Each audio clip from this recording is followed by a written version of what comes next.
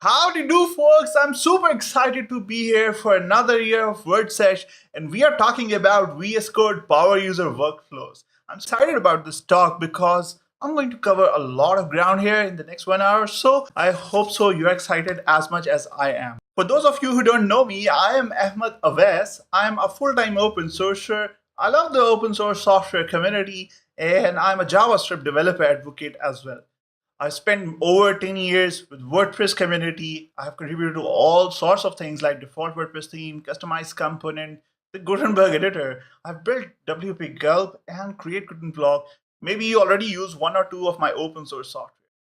I'm a Google developers expert, and I've recently been serving on the community committee of the Node.js Foundation to make Node.js more accessible for the next billion users.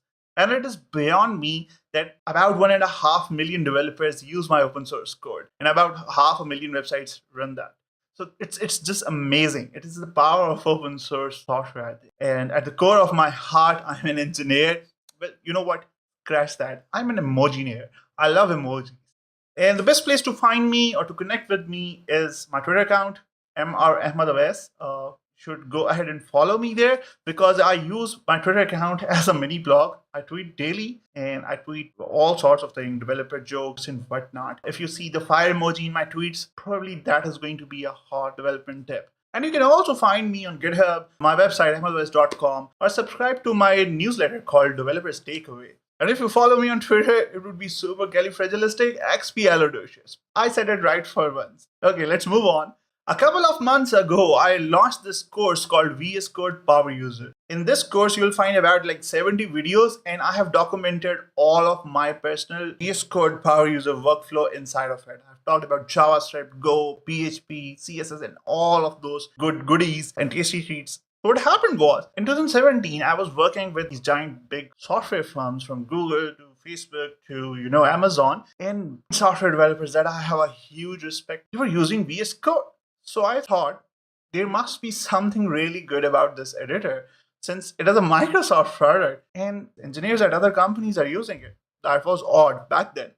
Now Microsoft is this huge open source company, but back then it was not like that. So I switched to VS Code to see how it is. Turns out it is a JavaScript based code editor. So I was able to contribute to the core software of my editor, which was amazing, by the way. Since we are web developers, we tend to have this, trend among us to change things and don't like them how they are. And that serves you well when you are using an open source code editor, which is actually built with the languages, with the web technologies that you have some command on. So that was one of the most exciting things about VS Code. But more than that, Microsoft has been adamant on improving VS Code every single month. Their entire workflow and the timeline for their open source releases and everything is entire open source. You can just go ahead and see and contribute to this awesome piece of editor. About 6,000 developers have already switched to VS Code by learning my personal workflow through this course. And if you're interested, you can go ahead and sign up for the masterclass at the link at the bottom there. Last year when I was on WordSesh talking about different kind of developer tooling workflows, I had just announced a theme for VS Code called Shades of Purple. Less did I know that it would become a viral theme where about 1.3 million developers would be using it. And all of these awesome developers actually have helped me build an entire suite of Shades of Purple themes. You can now get a Shades of Purple theme for VS Code, Item2, Hyper, Slack, Alfred, Console, Segwin, you name it. And there is a theme for Shades of Purple for that particular software. I was just reading a tweet that a guy has actually ported my theme to Vim as well. Or you could use it on your website like Scotchio does. It uses Prism CSS to include Shades of Purple inside all of their posts. So it's an amazing theme, and it is built around this amazing idea that different programming languages should have consistent colors. For example, if there is a variable in PHP, in Go language, in JavaScript, or wherever, it should have a similar consistent coloring. If you start using this particular theme, it is not only accessible, easy on your eyes, but in a month or so, you will start picking up on things inside of your own code just because of the consistent colors. And all of a sudden, if you write something wrong, that would turn red, and it would alert you that some funny business is going on there. So go ahead and try out the Shades of Purple theme. I built it because I love the purple color. I think purple can be genius.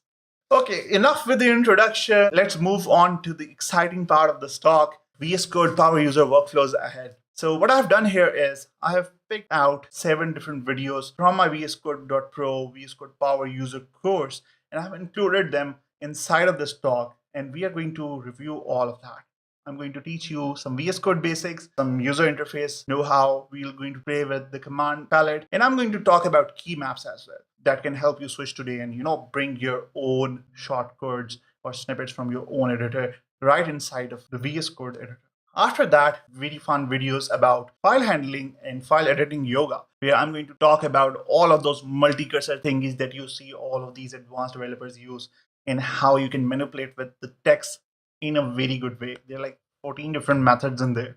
Many of you already know that I love Markdown. I use Markdown in my blogs to build my websites and whatnot. Even the slides that you are looking at right now, this right here is a exploding head emoji, and all of this is Markdown. Yes, I write my talks in Markdown as well. And I'm going to teach you about how I do that, how customize of a Markdown workflow I have inside of VS Code. And after that, I'm going to show you how you set up PHP debugging workflow inside of VS Code editor, so you can actually debug your WordPress applications with. So how about we get started? Let's jump in. Visual Studio Code, as you might already know, does not share any of its lineage with Visual Studio. It's a completely new editor, it's completely redefined, it's free, it's open source, and it runs everywhere. Since it's open source, being an open source developer, I was able to contribute to the core software of this open source editor, which is fantastic. While I'm going to be teaching you this course on a Mac, you can easily click here and download the stable version for Windows or Linux. There's also an insider version. For example, if you click here, basically the VS Code Insider's version gets the latest release each day. It is only meant for early adopters to test the functionality, and I would not recommend you to use this for writing code. Visual Studio Code, which is also called VS Code or simply Code, actually came out of this Monaco editor. The Monaco editor is the code editor that powers VS Code. You can actually install it with npm anywhere you want. For example, here's the Monaco editor using my Shades of Purple theme right inside of my Chrome browser. It also contains the diff editor, as you can see here, which is pretty impressive. So go ahead and download Visual Studio Code. First time you open Visual Studio Code, you will meet the welcome screen. Before going into the details here, let's explore the user interface first. As compared to many IDEs out there, Visual Studio Code comes with a very minimal interface, and it is one of those things that I really like about it. Let's explore what this interface is made up of.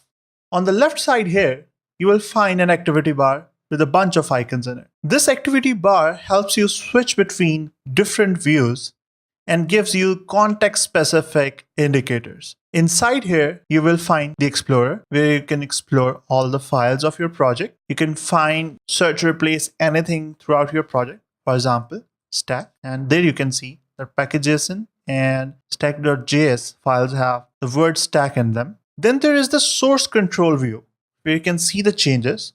After that, there is the debugger. You can set up the configurations here. And finally, you can check out the extensions marketplace here with over 4,000 extensions for VS Code right now. So this thing right here is what we call the sidebar. You can press Command or Control plus B to toggle the sidebar. This area right here is what we call the editor group. It is actually the editor where you write your code. You can also press Control tilde to view a panel which has the terminal, the debug console, output, and it also has this problems panel where you can see if there are any problems inside your code. A linter could report these problems or whatnot. You can also find the information about your open project in the files you're editing in this area right below here, which is called the status bar. For example, right now I am editing a JavaScript file. Finally, on the far left is the activity bar. On the bottom is the status bar. This is the editor group. And below the editor group, you can find different panels. You can also move these panels to the vertical area here or at the bottom, whichever is your cup of tea. Well, the default theme that comes with Visual Studio Code is good enough, but if you are a power user like me, you'd want to change it, you want to hack it around, have some sort of a custom build workflow around it. You are in luck today because I have just released this new theme called Shades of Purple. Let's go ahead and install it and then I'll explain to you why I really like it. So I'm going to press Command-Shift-X to go to my extensions, remove everything there, search for Shades of Purple. There you have it, and then let's click install. Well, I happen to be a big fan of purple color. I think so purple can be genius. And looks like it's already installed. And let's click reload.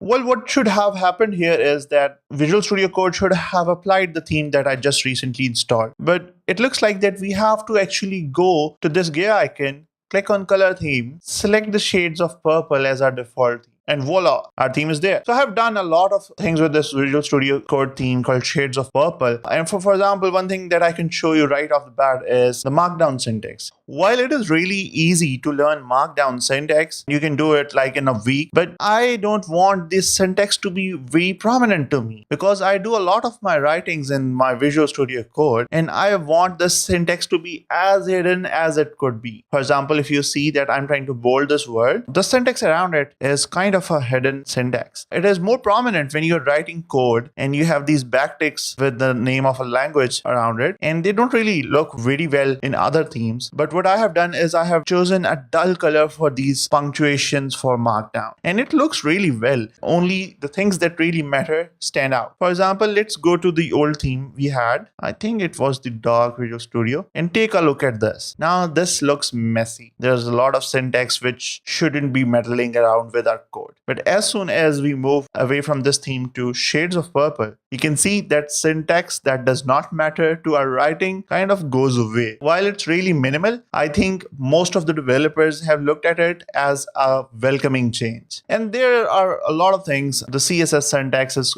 pretty cool here. Borrowed a lot of syntax here from the famous Cobalt themes and the Pale Night themes. And then I customized how React and JavaScript looks in this theme, and also PHP because I am of course a WordPress code developer. So there you have it, folks. Have at it. Go ahead to your extensions area, search for Shades of Purple and install this theme and then select it from here.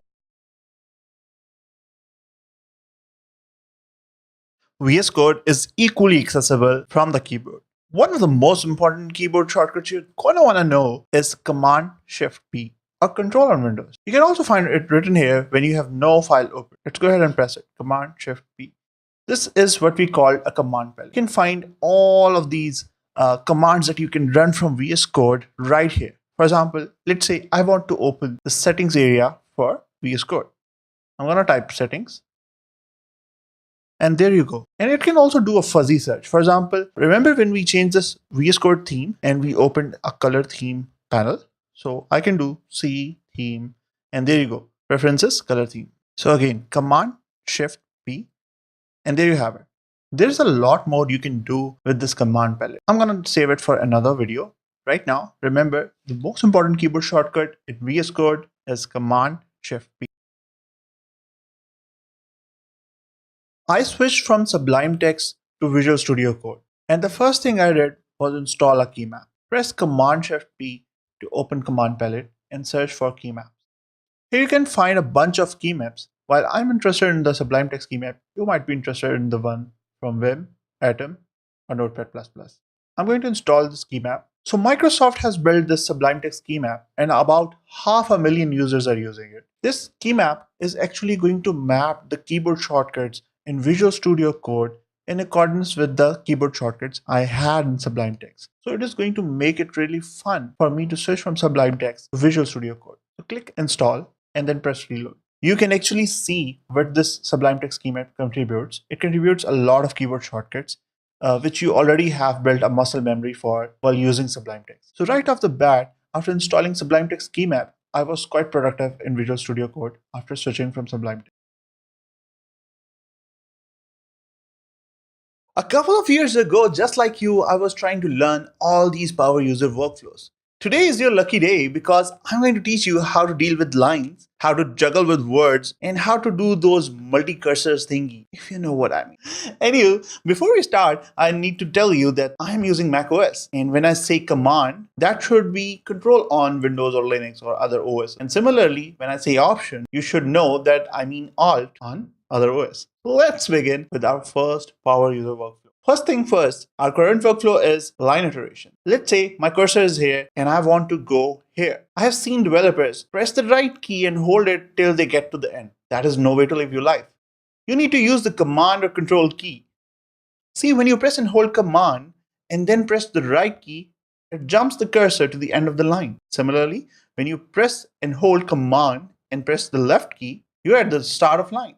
That is pretty cool, ain't it? The next thing you do is how do you go word by word, making your cursor go after each word. Let's say you want to add something here. What I would do here is I would press Alt and then right. See how it is jumping the cursor after each word. And when I'm pressing the left key, it's moving backwards. So let's say I want to say something like Power Pro, and then I go back and then I delete it. Okay, that makes sense?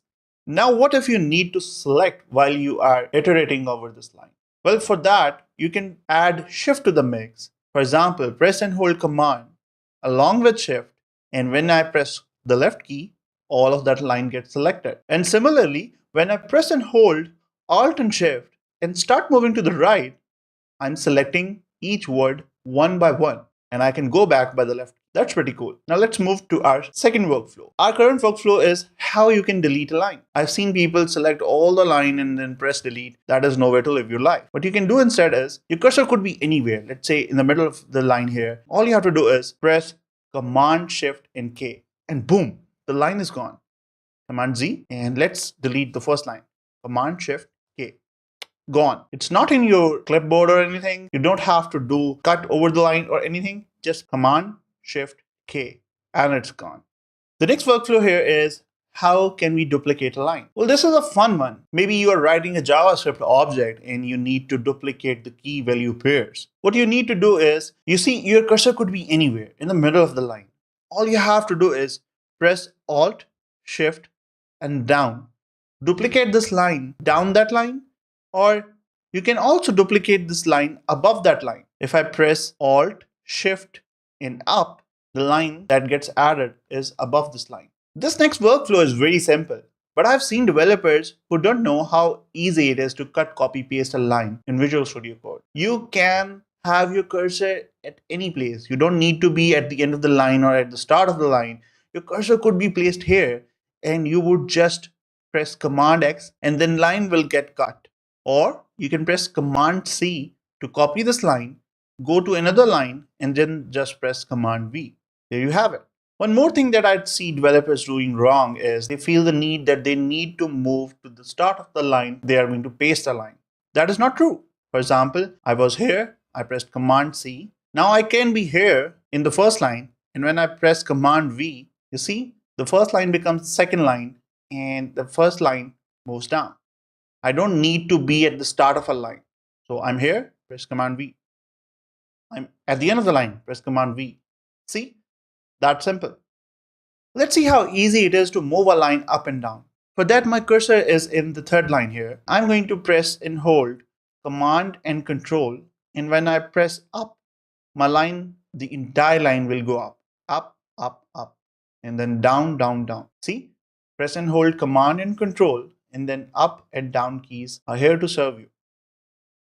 Sometimes what you need to do is you need to select the next occurrence of a similar word. For example, you see there is this user's word here, and what I need to do is I need to change the first two words, the first two users. So what I'm going to do is my cursor could be anywhere inside or at the end of this user's word, and I'm going to press Command D, and this user word will get selected. And when I press Command D again, the very next iteration of that user's word will get selected. Command D again, and there you have it. And let's change it to something like user. What if you want to select all occurrences of a word? For example, here's this user word. I want to select all of these users' words and change them to something else. For example, customers. Make sure your cursor is around or inside a particular word that you are about to change. Now press Command, Control, and G, and all of those words that are used in this current file will get selected. Now we can change them to, let's say, leads. See how easy is that? Let's learn how to move your selection to the next same word. For example, I have selected this word students, but really what I want is to be able to select the very next students word in the entire file of code. There could be a bunch of code here between this and this. So let's select this students word. Now what I need is to select this one, the second one. Okay. So I have already selected the student word. What I can do is I can press Command K and Command D, and it will select the very next word, students. Similarly, Command K, Command D. Now my selection is here. See? Command K, Command D. That's pretty cool. Now let's talk about one of my favorite workflows, the multi-cursor workflows. We are going to be using the mouse or keypad for this multi-cursor workflow. Let's say you want to change all of these background colors to one single similar color. What you can do is you can press and hold Command and then click wherever you want. See, my cursor is growing in size, and now I can select it and make it white or whatnot. Again, press and hold Command and then click. See, now all these areas are editable. I can also drag a multi-cursor. For that, I need to press and hold Command and Shift. For example, let's say I want 3 cursors, here, here, and here. So let's put our cursor here, press and hold Command and Shift, and now drag this cursor down here. Now I have these 3 cursors. I can do it in a much larger way as well. For example, let's put our cursor here, press and hold Command and Shift, and drag it down to here. See how many cursors we have? 1 cursor for every line from 7 to 20. What if you want to create a multi-cursor with keyboard without even using a mouse or keypad? Well, you can do that very easily. For example, let's again do the same thing here. Change the background colors of all these buttons to white or tomato. I'm going to press and hold Command and Alt, and then I'm going to press the down key. Now I can select them and tomato here. Tomato is a real color. Now I can press Escape to escape out of these multi-cursors. Similarly, I can go up as well. Press and hold Command and Alt and press the up button. There you go. That's pretty cool. And now let's do the multi-cursor selection thing with just keyboard. What I want is 3 cursors here, here, and here. I'm going to use keyboard only to do this. So I pressed Shift and then down, down, down to select these 3 lines. Now I'm going to press Command, Shift, and L. And boom, there are these 3 cursors that we needed. Let me do this again. Shift and down to select these lines. And now Command, Shift, and L. There you go. We have as many cursors as we want. Let's select all of this file with Command A, and Command Shift L will put cursors after every single line. That's pretty cool. So the last one here is how to undo the last cursor. Imagine you wanted to change these colors. You pressed Command and Alt and then down, down, down. And there is this extra cursor that you didn't need. Press Command U and it will undo the last cursor action. Command U, Command U. Similarly, if you were going up, Command U, Command U. Command U will just undo the last action of your cursor.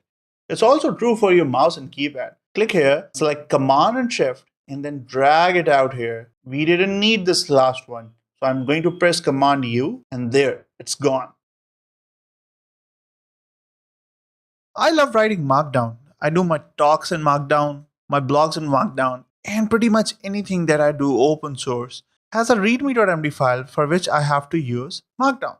In the relevant folder for this video, you'll find settings file and a Markdown file. Let's start by writing a bunch of Markdown. There is heading 1, heading 2, and 3. And now what you can do is you can start writing some text and include a code by backtick. In my Shades of Purple VS Code theme, I have tried to reduce the syntax highlighting so that your Markdown writing experience is pretty good. For example, if you want to write JavaScript, there will be 3 backticks here, JavaScript, 3 backticks here, and then you can go ahead and write any JavaScript here. Const name is equal to Ahmad.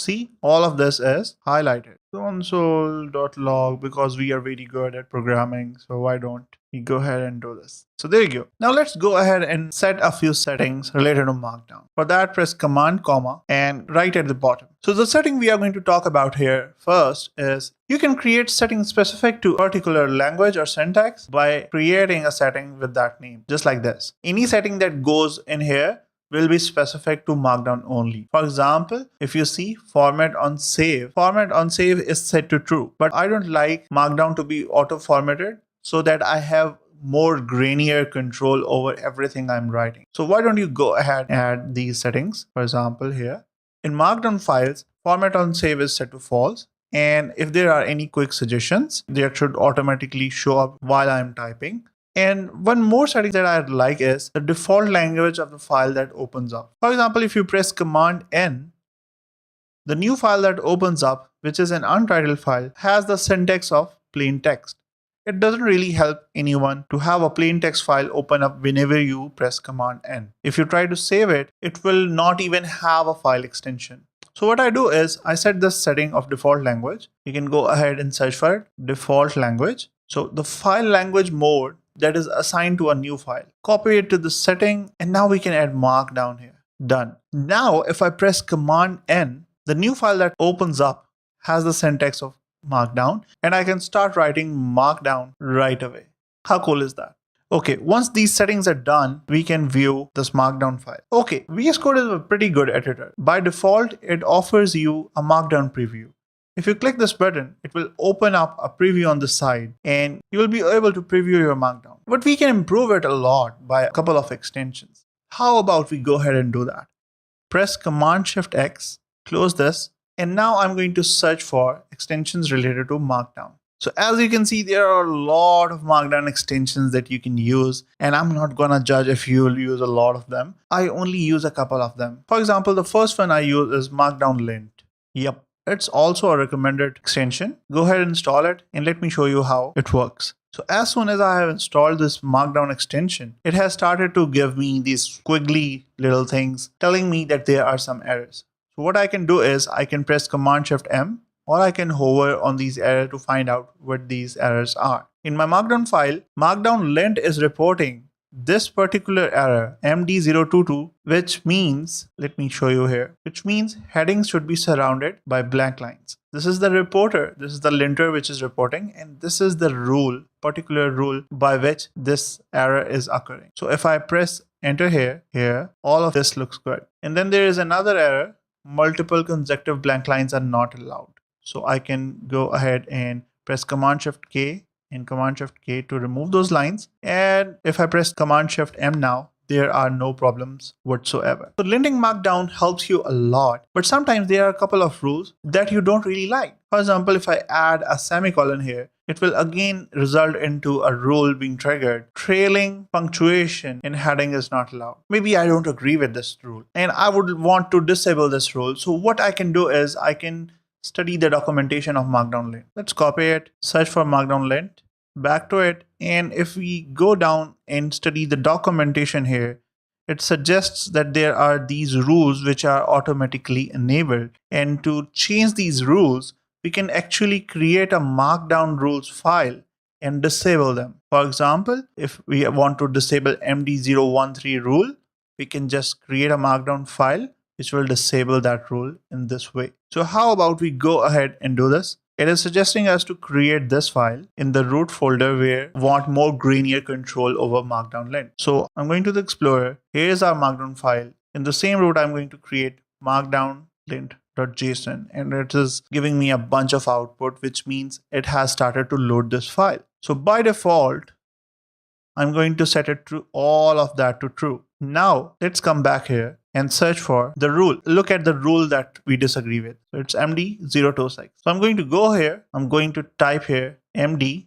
See how Visual Studio Code is helping you out here. Visual Studio Code has the knowledge of entire schema of this .json file. And we were interested in 026. And it is telling us no trailing punctuation. So what I'm going to do is I'm going to set it to false. As soon as I do it, that error has gone. See, no errors whatsoever. Similarly, if I don't want spaces in the headings, what I can do here is I can disable MD022 rule. So going back here, let's disable this rule. There you go. See how easy it is?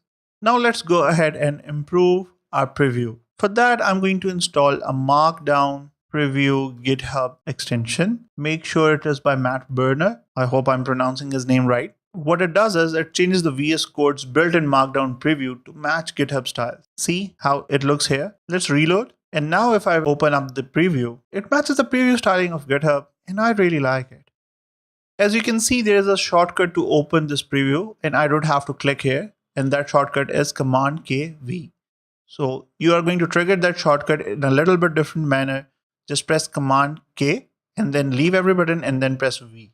Command K V. Sometimes VS Code starts behaving in a weird way. All you have to do is just reload it. Command K V. There you go. Okay, let's install our next extension. Search for Markdown table and you'll find this extension by someone named Joza. It's a Markdown table formatter. Install it.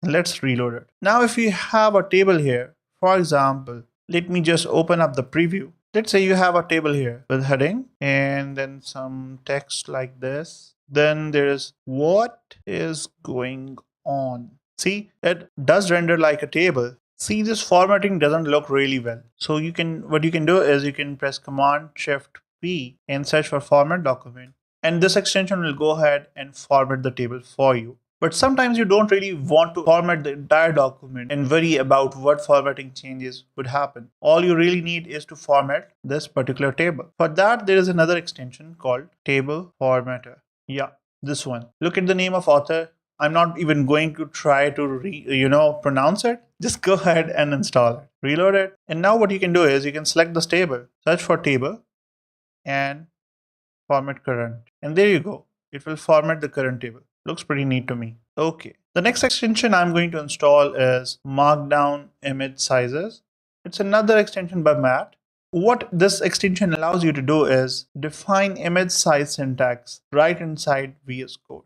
Another plugin that I like is checkboxes. Another plugin from Matt, Markdown checkboxes. Install this and you will have the checkbox support in your built-in preview, just like you have on GitHub. Let me reload it and show you how it works. So what you can do is you can create a heading here, to do, and then you can create a list of things you need to do. Keep an empty space there, do this, that, and then maybe you can cross this first one off as done. And there are 2 to-dos that are waiting for you. So what happened here is I have created these checkboxes, basically a dot list with either X in between it or space in between these brackets, just like you would do on GitHub. If you preview this, you can see that there is a to-do list and the first item is checked. That's pretty much about it. Another extension you can add to your Markdown workflow is called word count. Open up your extensions area, search for word count. One of the extensions built by Microsoft, and let's go ahead and install it. So I've reloaded the page, and as you can see, there are 68 words in this particular Markdown file. Let's add another word. Word. Another one. See, it is updating in the live and it's pretty useful if you want to use Markdown for, your writing purposes and whatnot. There's just one more extension that you need to install and you'll be loving your Markdown workflow inside of Visual Studio Code. This extension is called Markdown All-in-One. Let's first install it. There are about 1.2 million users using this extension. Reload your VS Code. This extension offers a lot of things. For example, you can, use a keyboard shortcut to bold a keyword, make it italicized, create a table of content without any, garbage comments like this one. And you can also, on automatic Markdown preview, create lists and whatnot. There's a whole lot of things that this extension can help you with. But before we start using it, let's configure it a little bit to our liking. Press Command, and then search for markdown.extension. And these are all the settings contributed by this particular extension. First thing I like to do is I like to hide the decoration. For example, if you go here, take a look, it starts creating these weird borders around, the code backtext. I don't like them. So I'm going to go ahead and search for decorations, extension.syntax decoration. It's true by default. Let's switch it to false. Okay, now if we go there, those borders are gone. One more thing that this extension offers is that if you are going to bold a word, for example, let's say you want to bold Ahmad, you can just press Command B to bold it. But the issue with this shortcut is that it starts to interfere with a very important shortcut for toggling the sidebar from here. So let's open up our keyboard shortcuts by pressing Command K, Command S, search for Command B, and there you have it. Toggle sidebar visibility and Markdown, toggle bold have the same keyboard shortcuts. So we are going to change this keyboard shortcut to something like, let's say Control B. So there you go. By pressing Control B, I can bold a word, and Command B still toggles the sidebar. Okay, that makes sense. If I press Command I, it will italicize the word. Open up the command palette by pressing Command Shift B, search for Markdown, and there's a bunch of stuff this extension offers. For example, let's add a table of content. Create a table of content. There you go. It has created a table of content for us wherever your cursor is. For example, let's view it, Command KV, and there you go. It's a real table of content. Okay, let's close this. What else this plugin offers? Okay, for example, if you type a task, okay, this, and you press enter, it will start creating more tasks for you. More tasks. How awesome is that? And you can press Alt C for completing any of these tasks. Complete, incomplete, incomplete, complete. Okay, Alt C, Alt C. Again, Alt C to incomplete this, Alt C to complete this. There you go.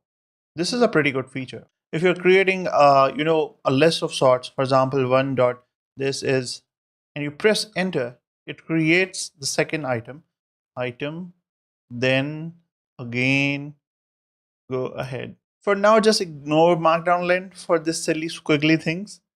Okay, one more feature that I would like to show before I end is you can also do math equations here. For example, math. Now, what you can do here is you will have to write $, and inside of these $2 signs, you will write the math equation. For example, x plus y is equal to z.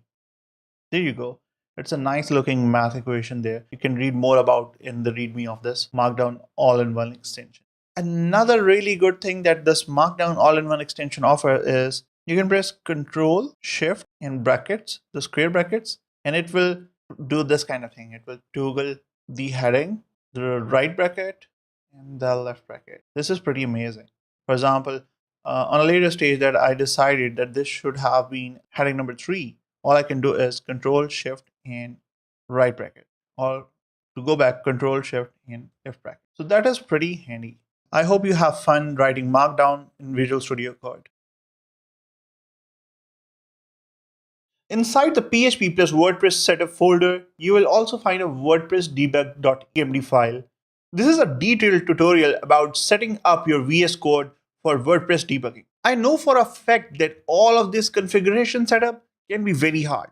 So I've been where you are. So I'm going to take your hand and we are going to go through each and every single step that is required for you to set up an awesome VS Code WordPress debug setup. Before we start, let me show you what the too long didn't read summary says here. So I'm going to be using local by Flywheel. You can go to local.getflywheel.com and download local by Flywheel. Local by Flywheel is actually based on Docker and it makes installing WordPress locally a breeze. It is one of the best local WordPress setups available to the market at the moment. So after you have installed local by Flywheel, make sure that your WordPress install is a custom install. After that, we need to set up xdebug.remote_auto-start to 1 in the PHP ini file. Then we need to restart our website, install the PHP debugger extension in VS Code, which we have already installed in a previous video. And finally, add one single configuration to the PHP debugging configuration to make it all work. So how about we jump to the detailed tutorial and see how this actually works. Okay, here we go. So in the detailed tutorial, our first step is to install a custom WordPress install. We need to create a local WordPress install and choose a custom install inside of local by Flywheel. How about we go ahead and do it? Click this button. Let's call it VS Code WP Debug. Click on Advanced Options. So this is the local site path and this is what our domain would look like. Let's continue. This one is the most important step here. You need to choose custom and I prefer to choose the latest PHP and MySQL version. After that, go ahead and continue. Set up your password and email, and local flywheel will start provisioning your VS Code WP debug local website. It'll take a couple of minutes, so bear with it. Once installed, you can confirm that your local environment is custom because you can change it. If this is not the case, you need to create a new website with custom setup. For example, I chose preferred here and I cannot change this particular setting. Now let's go ahead and browse our local WordPress install. As you can see, the WordPress has been installed here. The next step is to configure Xdebug here. In this step, we need to go to the path where we installed WordPress. And inside the PHP configuration, we need to open up the php.ini file. In local, as you can see, I have installed this website here. So I'm going to click this button and here we are. Inside of the configuration folder, PHP, and whatever version of PHP you installed, there is a file called php.ini. Let's open it in Visual Studio Code. Now what we need to do is we need to search for Xdebug section. Let's go ahead and do that. Command F and then search for Xdebug. And in this section, what we need to do is add this single property at the end. That is xdebug.remote autostart is set to 1. Now let's save this file and go to the step 3. We need to restart this site. For that, let's move back to local by flywheel, right click on our site and restart. As you can see, our website is restarting. By restarting our website, the new settings will be applied. Step number 4 is Visual Studio Code configuration. We have already installed the PHP debug extension. The next step we need to do is we need to open this local website in Visual Studio Code. For that, let's press Command T to open the terminal. Go to local and copy the path of our local WordPress install. Press Command C to copy and let's cd into that folder. If we take a look inside this folder, there is an app folder here, cd into app, and then again there is a public folder here, cd into public. Now if we take a look inside here, this is actually a WordPress install.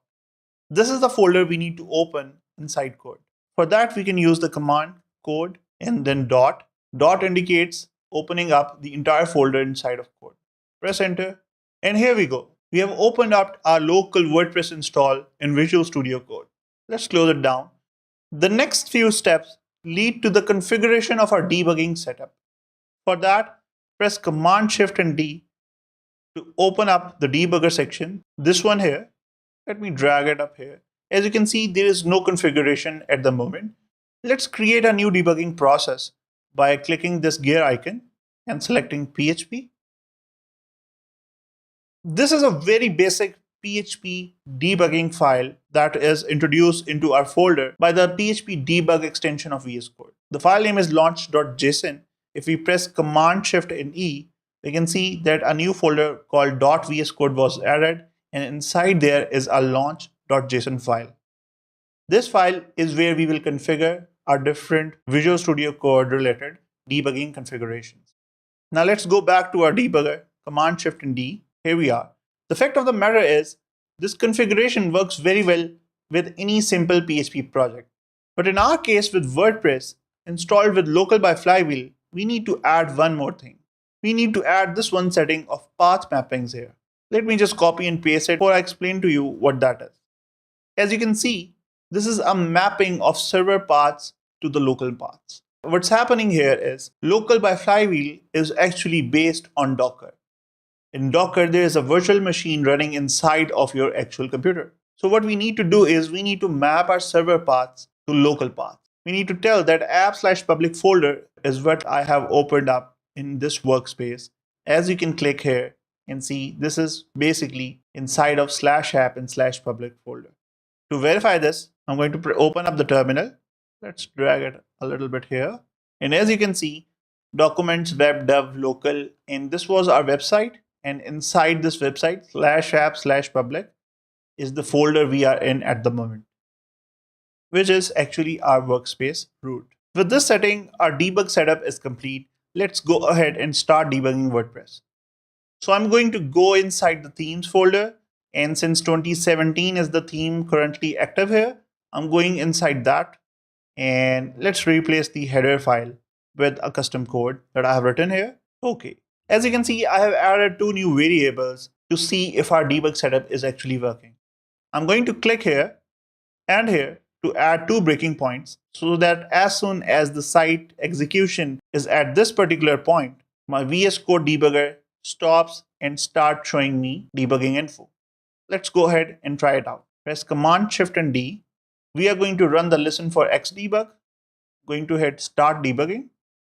As you can see, the bar at the bottom here has become highlighted with yellow color. This is a new feature that I added in the shades of purple theme, which helps you identify while the debugger is on. As you can see here, the debugger is on. Whenever you are debugging things, the bar at the bottom, the status bar, is going to be highlighted. Here's the debug console. I'm going to just press Command J to toggle this panel. And let's go to our website and refresh it. There you go. As soon as the execution of our website reached to the header.php file, and this particular line number 14, our debugger has stopped the execution of our website, and we are at the moment debugging this particular environment. We have the entire call stack. You can see that this include happened, then get header, local template, load template, require once of header.php, and then we have two breaking points here. One is at line number 14, and the other one is at line number 15. In the local variables here, let's go down here and let's start watching this one and this one. There you go, press enter. Okay. As you can see, at the moment, VS Code and true story variables that I just added here have no value in them. They're none. So I'm going to just go ahead and step over them. And as soon as I do, the true story variable now has the value which was written here. As soon as I press the function and F10 key, it steps over another line, and now the VS Code variable has the value as well. So this is actually how you can easily retrace your steps and debug your application. You can step over the lines, you can step into a particular function, or you can step out of one. Or maybe you can restart by pressing function, command, shift, and F5. You can also press function F5 to start and stop the debugger. To add more configurations here, you can easily click this particular button, the Add to Configuration button, and attach another debugger. For example, if you are developing JavaScript code, you can use the Node.js debugger, or you can attach a Chrome debugger as well. That's really all to it. As soon as I stop the debugger, the status bar at the bottom goes back to its previous colors. And now if I refresh the local website, you can see it is executing just fine. So in the step 5, we have already seen how to debug your WordPress website, and there you have it. So install a custom WordPress install with local by flywheel, configure Xdebug, restart the site, configure your Visual Studio Code configuration, and start debugging. There's one extra tip I have for you today, which is the local add-on Xdebug control, an add-on for local by flywheel for controlling your Xdebug settings through a UI. You can easily see what is required and how to install this particular plugin. And once you have installed it, it appears in your site more and here, Xdebug control. As you can see, the remote auto start is enabled, but a bunch of other variables are set to no. If you plan to use this particular plugin, I recommend you to enable all these three and then apply the setting, which means everything should be yes, and use the remote port 9000, as that is what we have defined here in our debugger, or change this accordingly.